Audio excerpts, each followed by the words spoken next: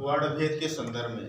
जब ध्वनि या वर्णभेद के संदर्भ में हमने कहा था, तो भाषा की जो सबसे छोटी इकाई होती है, भाषा की जो सबसे छोटी इकाई होती है उसी को हम क्या कहते हैं, ध्वनि कहते हैं।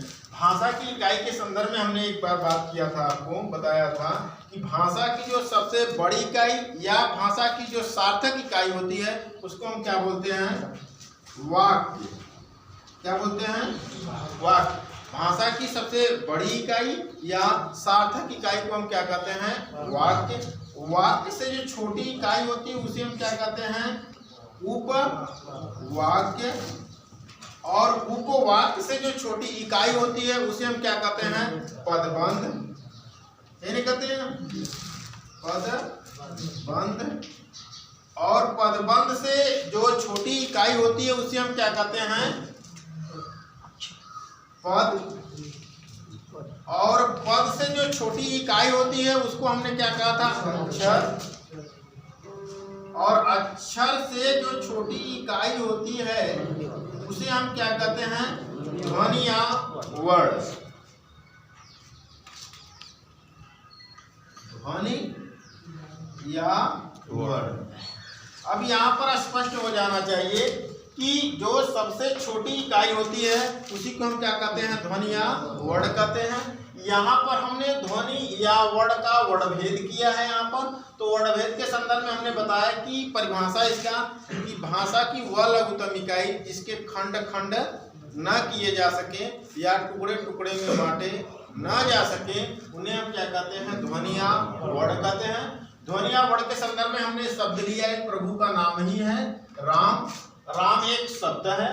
राम शब्द में अक्षर 2 है और वर्ण की संख्या अगर माने तो हम 4 हैं, र प्लस आ प्लस म प्लस अ, यानी इस प्रकार से हो जाते हैं 4। अब अगर हम बात कहें तो जो ये 4 वर्ण हैं यह सबसे छोटी इकाई है। ध्वनि की क्या है, सबसे छोटी इकाई है। इसके अब हम टुकड़े टुकड़े बांट नहीं सकते, इसलिए हमने कहा कि भाषा की वह लघुतम इकाई जिसे खंड खंड न करे वही हमारा क्या, ध्वनि या वर्ण। बात आता है वर्णभेद के अंतर्गत। देखिए 2 आता है, स्वर आता है, व्यंजन आता है। अब स्वर और व्यंजन के योग से ही हम पूरी व्याकरण का निर्माण करते हैं। जो हमारी लिपि है वो क्या है, देवनागरी लिपि है। और हर एक भाषा की अपनी अलग अलग लिपियां होती है। जैसे बंगाली लिपि अपनी अलग होती है, मराठी लिपि अपना अलग होती है, तेलुगु लिपि अपना अलग होता है, अंग्रेजी की लिपि अपना अलग होता है। सबकी लिपियां होती है। इसकी लिपि क्या है, देवनागरी लिपि।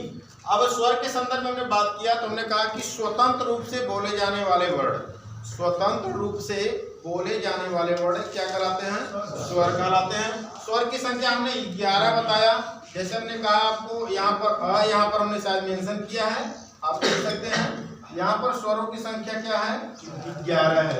अब यहाँ पर जो स्वर की संख्या 11 है, अब स्वर स्वतंत्र रूप से बोले गए हैं, इसमें किसी की आवश्यकता नहीं पड़ी, किसी की सहयोग नहीं है। इसलिए कहा गया कि स्वतंत्र रूप से बोले जाने वाले वर्ण स्वर कहलाते हैं। स्वरों की संख्या हमने यहाँ पर 11 बताया, तो यहाँ पर स्वरों की संख्या हमने वर्णन किया है 11। फिर इसके बाद हमने व्यंजन की संख्या बताया, तो व्यंजन की जो संख्या होती है वह 33 होती है। अब व्यंजन का जो परिभाषा होता है वह इसके विपरीत हो जाता है।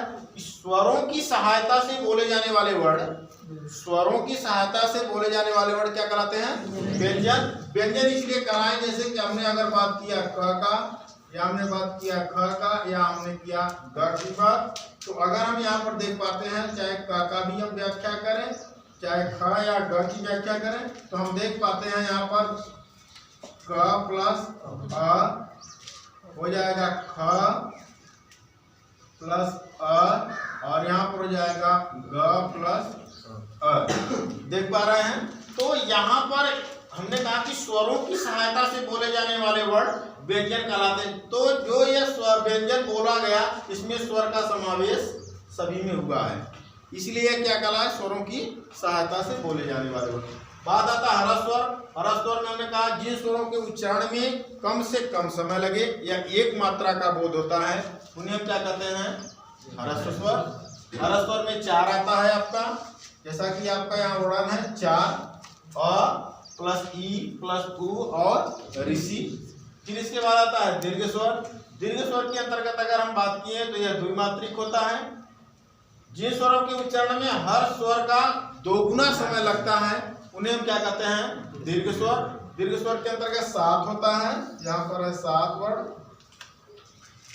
आ, ई, उ, ए, ऐ, ओ, औ। यहाँ पर अगर हम बात करें इसके बाद तो यही जो स्वर होते हैं यही संयुक्त स्वर भी कहलाते हैं। यहाँ पर हमने बताया है आ, बड़ी, बड़ा ऊ, छोटा ए, बड़ा ए, ओ और औ की हमने व्याख्या किया। तो अगर संयुक्त स्वर में हमने कहा कि दो स्वरों के मेल से बने हुए स्वर क्या कहलाते हैं? संयुक्त स्वर। तो इन स्वरों का दो स्वरों के मेल से हुआ है, चाहे अ प्लस अ बराबर आ बना है, ई प्लस ई बराबर ई बना है, उ प्लस उ से मिलकर बड़ा ऊ बना है, अ प्लस छोटी ई से ए बना है, अ प्लस बड़ी ई से ऐ बना है और अ प्लस छोटा ऊ से ओ और अ प्लस बड़ा ऊ से औ बना है। और उसमें एक अतिरिक्त में आता है आगत वाला अ। आगत वाला अ का प्रयोग हम करते हैं जैसे डॉक्टर प्रयोग करते हैं, डॉक्टर में हम इसका प्रयोग करते हैं, कॉलेज प्रयोग करते हैं। तो आगत वाला जो आ होता है यह भी दो से बना होता है। यहाँ पर जैसे कि हमने वर्णन किया है अ प्लस ओ से बना है, संयुक्त स्वर यानी कि ये भी संयुक्त स्वर का एक अंग माना जाता है। फिर इसके बाद आता है आपका प्लुत स्वर। प्लुत स्वर के संदर्भ में अगर हम बात करें तो यह क्या होता है?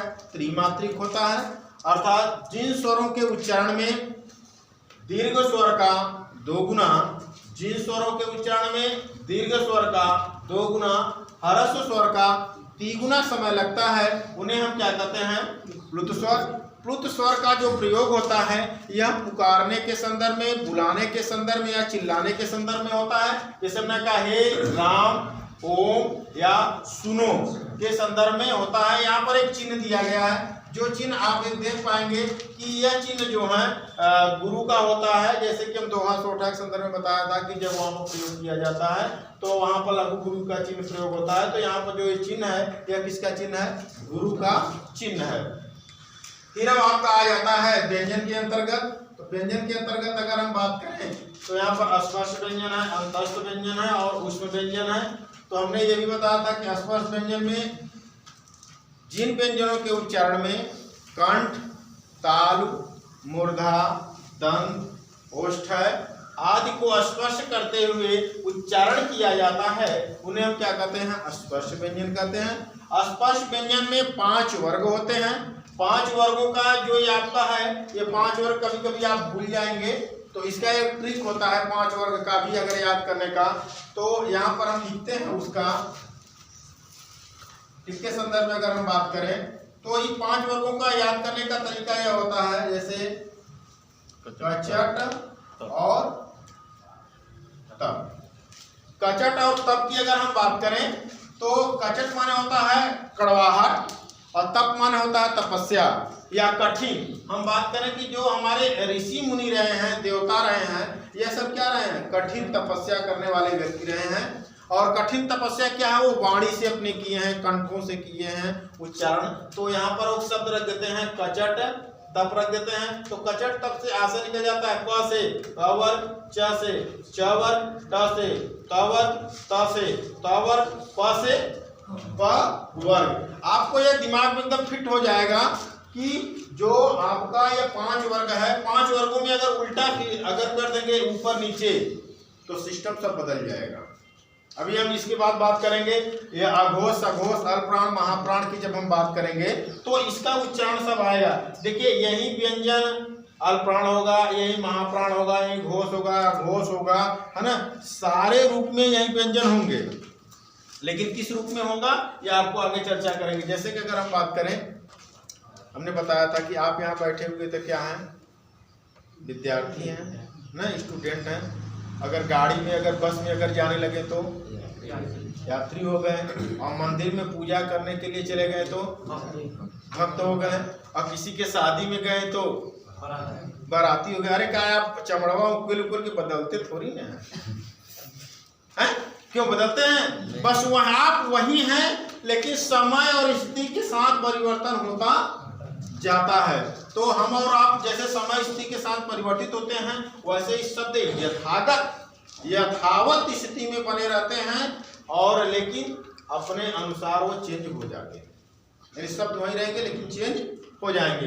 तो यहाँ पर अस्पष्ट व्यंजन के अंतर्गत हमने बताया कि आप अगर बात करेंगे तो कचड़ तक की अगर बात करेंगे तो इसके द्वारा हम क वर्ग, च वर्ग, ट वर्ग, त्र वर्ग और प वर्ग हम मिला लेंगे। तो स्पष्ट हो जाता है कि यह 25 वर्ण जो हैं यह टोटल आपके अस्पर्श व्यंजन है।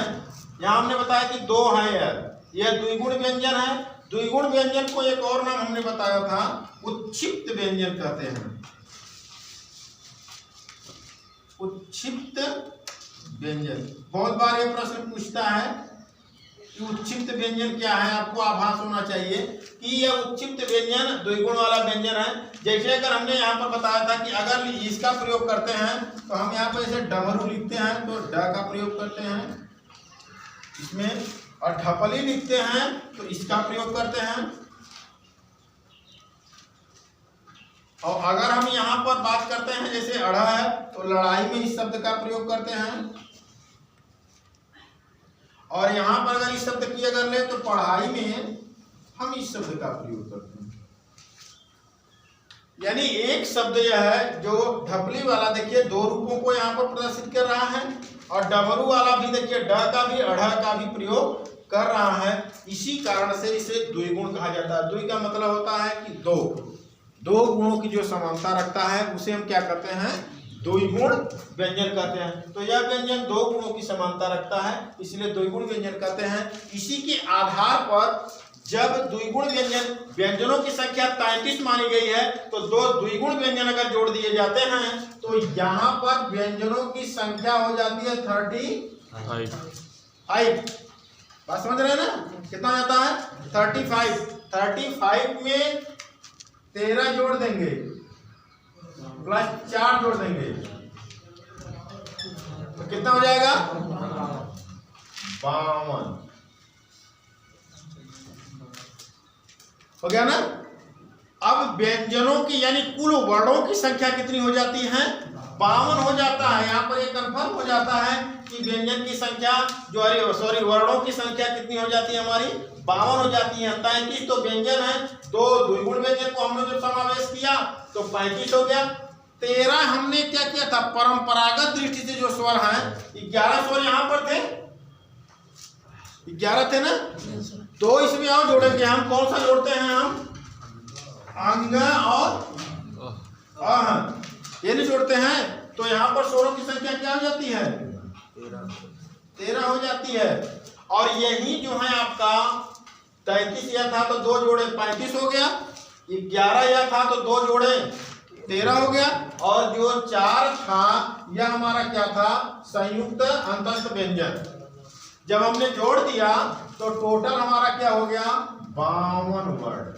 यानी कि अगर पूछेगा कि हिंदी में कुल कितने वर्ण होते हैं तो आप कितना बताएंगे 52 वर्ण। यानी स्वरों की संख्या 11, व्यंजनों की संख्या 33 और वर्णों की संख्या 52। कंफर्म हुआ, यानी ये आपका बोलेगा। फिर इसके बाद आता है अंतस्थ व्यंजन। अंतस्थ व्यंजन के अंतर्गत अगर हम बात करें तो जिन व्यंजनों के उच्चारण में कंठ, ताल, मूर्धा, दंत, ओष्ठ किसी को स्पर्श नहीं किया। देखिए जब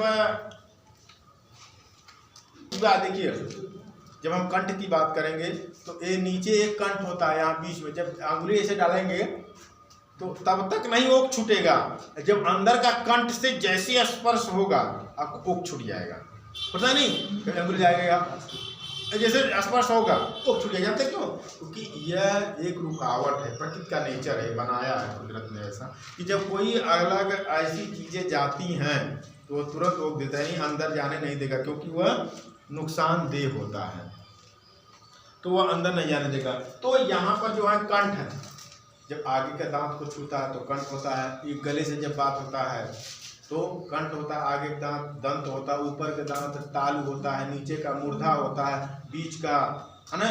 तो सबका यह क्या होता है जीवारण करता है। जैसे किसी के डांट टूट जाता है तो आप देखते हैं तो बोलता है तो लड़बड़ा के बोलता है, आवाज़ सही नहीं आती, ये आवाज़ काटता है। और किसी का जिभे पकड़ लीजिए, देखिए कैसे बोलेगा तुतरा तुतरा करके, है ना।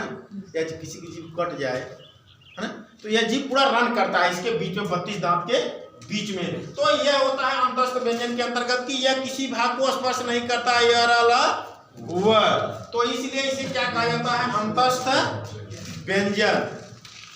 फिर आता है आपका उष्म व्यंजन। उष्म व्यंजन जिसके